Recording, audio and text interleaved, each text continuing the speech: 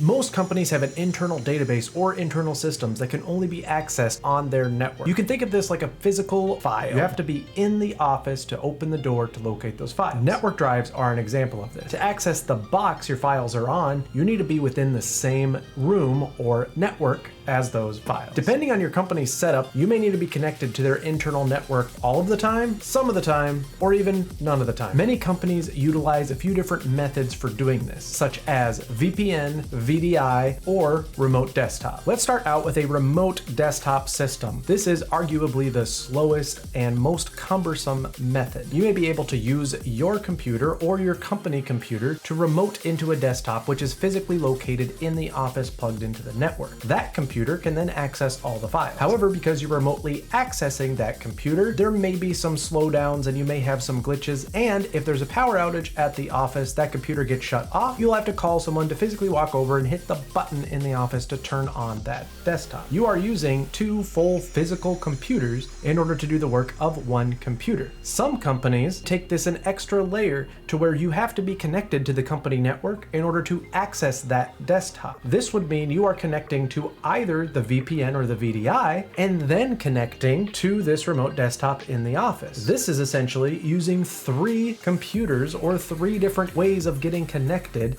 and it's quite redundant. When a lot of companies had to go remote, this was the only option for most companies because it was the fastest way to get people remote while still having them able to maintain the computers they were used to, all their settings and files saved on the desktop, and they didn't have to go through the process of transferring every employee's files. Another popular method is VDI, or virtual desktop. Systems such as VMware, which allow you to access a virtual desktop that is essentially in the cloud. It's a virtual computer that's residing on server. This is kind of like a remote desktop, only if you had a problem or a power outage, all you would have to do is call back up that virtual desktop or reboot and reconnect to the virtual desktop, and your desktop is there. This is usually a great option because you have the entire speed of your home internet that you already have connecting to a cloud service. If you are accessing from a work computer and that work computer were to crash, you can go over to a personal computer, pull up that same virtual desktop, and continue working as if it had never shut off. However, virtual desktop can be quite expensive to maintain and integrate into an environment, and this can be out of reach for many companies. Another method many companies utilize is VPN, or a virtual private network. This takes the connection of your computer and then you connect to another virtual network. All your internet traffic on that computer that you connect to that VPN is going to be pushed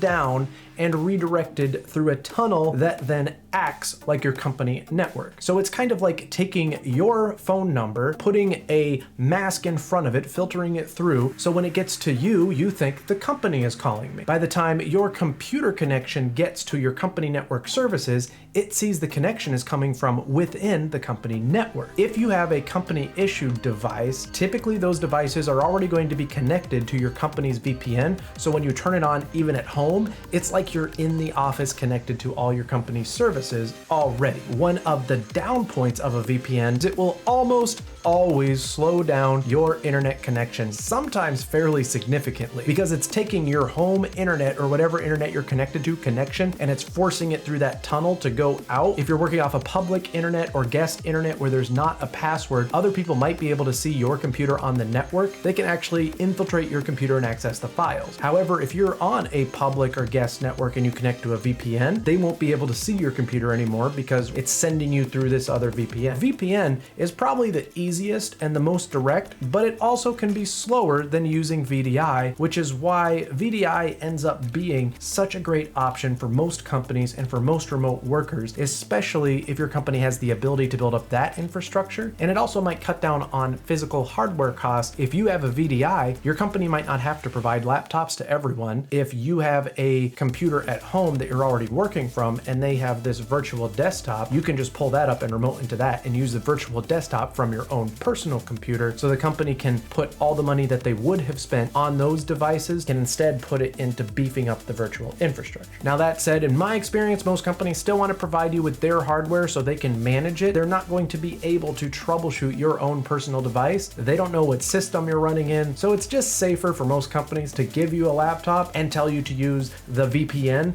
and have that direct connection, or to use the VDI from that company laptop, so your support department can help you get connected and troubleshoot all aspects of the computer. Hopefully this clears up a little bit of the difference between VDI, VPN, and remote desktop, and you understand better why your company might ask you to connect in one of several different ways.